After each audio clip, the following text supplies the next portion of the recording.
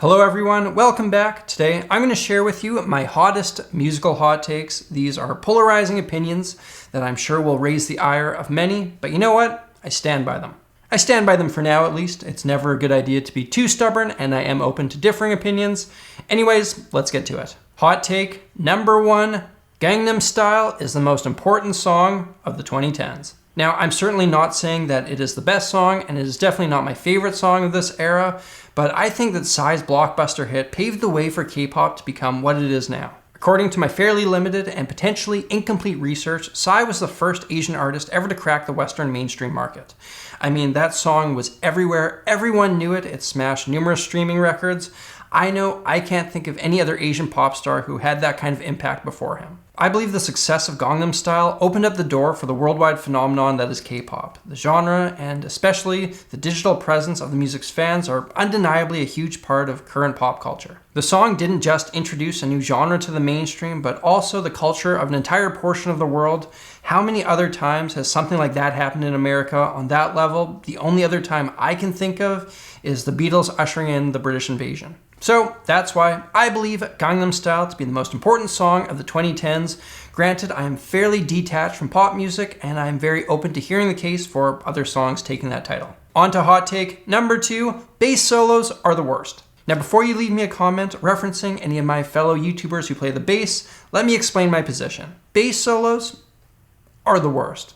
Now you can leave me that comment. Thing is, I love the role the bass plays in music, and I actually don't hate all bass solos, but the ones that specifically stand out to me as being completely unbearable are upright bass solos in jazz music. When I was at school for music, I spent the better part of 3 years deep in the jazz juju. I practiced the music, I listened to a lot of it, and I saw a number of live performances. Never once in that period did I enjoy an upright bass solo, and I still don't. There are a handful of reasons I have for this. First of all, whenever I would see jazz perform live, it was never a high-budget affair.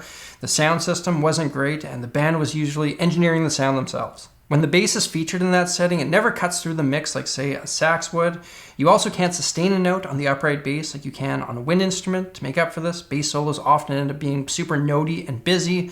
Combine that with the range of the instrument, and it all just ends up sounding like mush to my ear. Even when you're in an ideal listening environment with well-recorded music on nice speakers, upright jazz bass solos, still the worst. No one not named Jaco Pastorius picks up the bass to be the center of attention. If I was a bassist, I know that I would focus my practicing on bass lines and the other important stuff. Soloing to me would be an afterthought. So when a bassist is tasked with playing a solo, let's be honest, they're probably the least prepared of all the instrumentalists to do so. Now I will say, if you get a bow involved, this can be a game changer. Edgar Meyer has played some upright bass solos that I absolutely love, but he played them with a bow, which adds a totally different dimension. I also do enjoy electric bass solos quite a bit more. A funky slapdown can be a great old time. Victor Wooten's solo on Big Country with the Flecktones live at the Quick is one of my favorite solos by any instrumentalist ever, and Jaco Pastorius, of course, could make the 4-string sing. But if I were to judge all the instruments that regularly take solos, bass solos, on the whole, still the worst. Actually, I just thought about Vocalese jazz singing solos.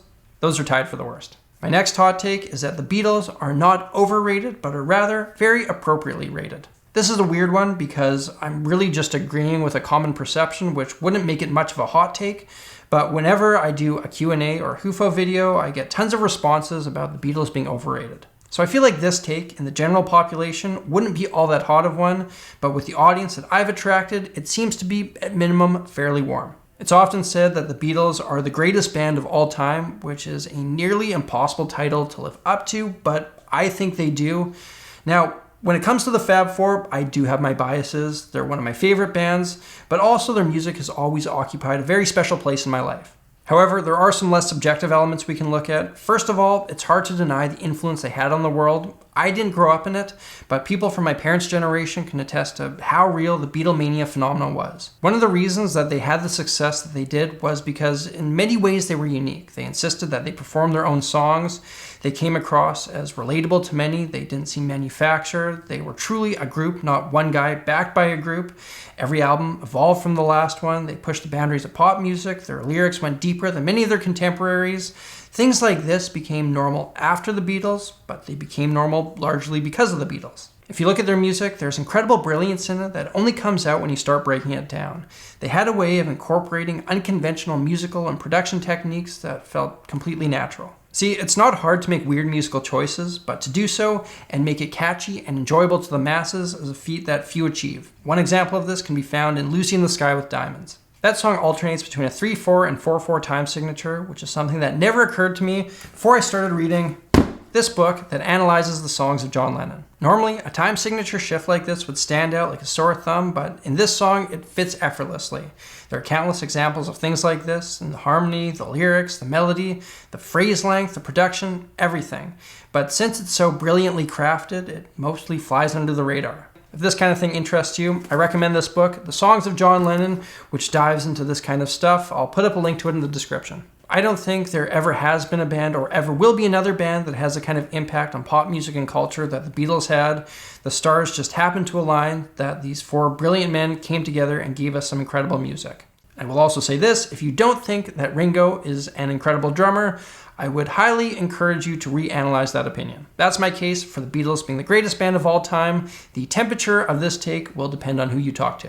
My last hot take for today is that the compact disc is still the best delivery system for pre-recorded music of your choice. The way I see it, there are 5 ways to consume music: tapes, vinyl, MP3s, streaming platforms, and CDs. I still prefer CDs. Tapes have no redeeming qualities in my opinion, so they're out off the bat. Vinyl is amazing, they sound the best, I love the big artwork, but I can't listen to a vinyl in my car, which is where I do the bulk of my listening, so that takes them out of the equation for me as well. MP3s are highly convenient and were my go-to for a while. A lot of the issues that I have with them, I'll discuss when I talk about streaming platforms. My biggest unique issue to MP3s though, is that I hate iTunes more than any other program that I've ever used, and I've only ever used MP3s with an iPod, so they're out of the equation as well. Okay, so that leaves us with streaming platforms like Spotify versus CDs. Here are a bunch of reasons why I think that the CD is still superior.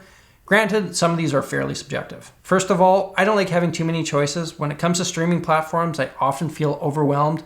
I always think that maybe I'm not listening to the thing that I could be enjoying the most, and I find myself skipping over things that I would listen to if I had a CD. With a lot of the music that I love the most, it's taken me numerous listens to really appreciate it. If I have a CD in my car, I'm going to listen to it over and over and get into things that I never would have had the patience for had I had the entire history of music at my fingertip. I also find with streaming services that the drop in quality from lossless audio is unbearable. Even in the stock audio system in my 2010 Toyota Corolla, I can't get over the digital artifacts. On top of this, I tend to buy my CDs directly from the artist, which yields them as much money as thousands of streams would.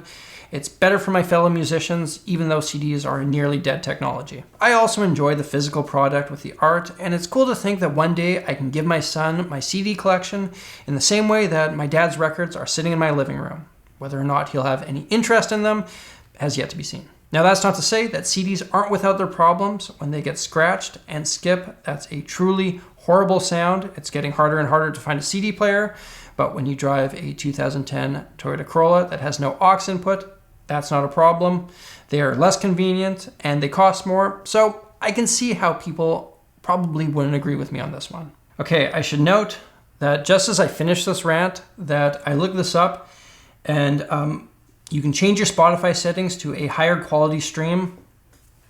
I did not know that. That was one of the sticking points for me, so I'm going to downgrade this take to a soft take. Ladies and gentlemen, there you have it. 2 hot takes, 1 take that would have a different temperature depending on who you talk to, and 1 soft take. I realize that many of you will probably disagree with me.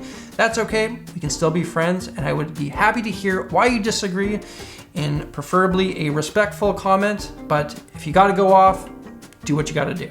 Thank you all for watching. If you want to check out another video like this one, hit that link up there. If you're new here, hit that subscribe button. And if you want to get some of that sweet, sweet Sammy G merch, head over to shopsamuraiguitarist.com. An extra big thank you to everyone who supports my channel through Patreon. Until next time, I'm Samurai Guitarist, and I will see you again soon.